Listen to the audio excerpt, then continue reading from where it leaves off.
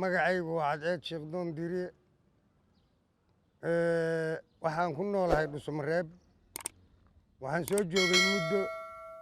waxaan ka soo qabtay xilal badan heer gobolka qabti iigu dhacday civil wallka wixii ka dambeeyana waan noolaa waxaan marka rabaa inaan tibaaxo horta gobolkan badkiisa gobolkan waxaa loo yaqaan xeeb ilaa xuduud xeebta ceel dheer mareeg ilaa iyo xuduudda aan la leenahay dowladdan galbeed naga xirtay Itoobiya waqooyiga waxaan xuduud la wadaagnaa gobolka mudug xuduud waxaan la wadaagnaa gobolka hiiraan intaas markii anuga soo kaco gobolka bedkiisa iyo dherarkiisa gobolkani gal guduud wuxuu la baxay xilligii laga dhigay gobolka 7273 marka la yidhaah socdaalkiisii iyo haykalkiisii guud Dhuusamareeb maxaa loogu bixiyay aan dhiraahno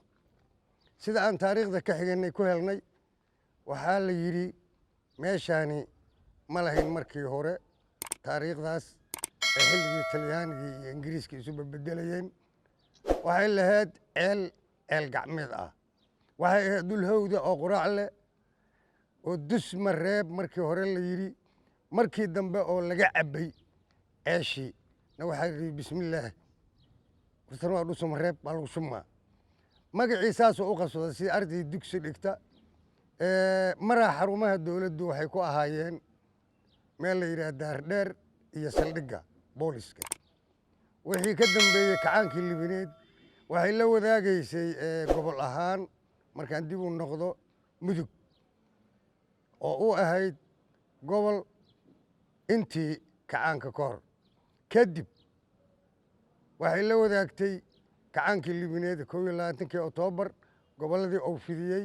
galguduud markii ay la baxdana waa gobol aad u weyn oo bad dheer oo xeebta ilaa xuduudda kadib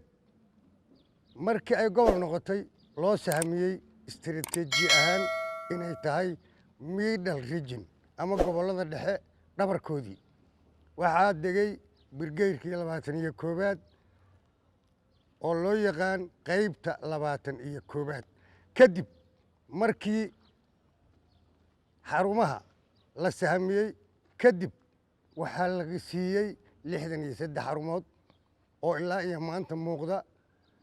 qabtii ay ku soo gaadhay militarigii iyo shacabkii iyo shaqaalihii halkaa u shaqo tegi jiray halkaasay qabtii ku soo gaareen 30 sano ka bacdi markii ay soo martayna dadkii libineed ee halkan ku noolaa ee ahaa dadka duugga wanaagsan dunta wanaagsan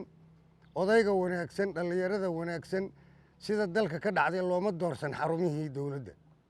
xarumihii dowladda waxaa loo yimid ayaka oo la yacan dad hayaan degan yihiin dad qaxootiyo dhanbacaado maantana waxaa lagu shaqaynayaa ilaa iyo 30 dhadhow oo xarumood sida saldhigga sida isboortigii sida bangiga sida inji wakaaladda ganacsiga ummadda ADC shirkale qaybtii 21aad xarunteedii sidii xaruntii gobolka divishinka booliiska adiga meeshan aan dhex fadhino oo degmada Dhuusamareeb ah oo aad hadda arkaysid dhismaheedu sida uu u wareegsan yahay oo 10 xafiis iyo hoolkii ka dhisan yahay barxaddii weyneed oo kulmisa deegaankan afartiisa baalood sidaas daraaddeed degmadani waa degmo taariikhdaas leh waa gobol taariikhdaas leh sidaasay isu barkan tahay marka aan dib ugu noqdo degmooyinkiisii hore marka la yidhaah waqooyi cadaadaha u xiga marka la yidhaah waqooyi galbeed cawdaaqa u xigta marka la yidhaah galbeed balanballaa u xigta marka la yidhaah bari ceel dheer ceel buur galhareeri iyo ayada 7daasay ahaayeen ilaahay idankii waxaan rajaynayaa inay sideedii ku soo noqoto galmudug ayadoo cuskan barkan magaca galmudug ee jiidda dheere burtinle ilaa matabaan khayraadkeeda maasha allah horta marka ugu hore waxay leedahay 2 warshadood oo culus labadaas warshadood warshaddii dhagaxa ee ceelbuur ee caalamka loo dhoofin jiray Soomaaliya raas gambooni raas caseyrna burjikadii la saari jiray waxay ka soo bixi jirtay warshadda ceelbuur waxay kale lahayd warshad ilaahay siiyey oo aan lagu dhisin guryaheeda shamiito iyo nuurad oo ah warshad dhagax la soo qaato oo gacantu gaadho iyo dhoobo la isku saaro oo kuwa ugu facaha weli taagan yihiin warshadaasi waa ku caan xoolaha waa ku caan dalwanaagga waa ku caan dalwanaagga waa ku caan deris wanaagga waa ku caan hadda qofkii fiirsada wax alla wixii ku dhashay oo qurbaha u baxay isku saxanay ku jiraan isku hal mudul halkaasay ka soo kaalmeeyaan halkaasay ka hadlaan halkaasay isku waacidsadaan isku gacan og yihiin meeshaan dad ahaan iyo dal ahaanba waa meel aad u cajiiba gobollada kalena waxaan leeyahay soo gaara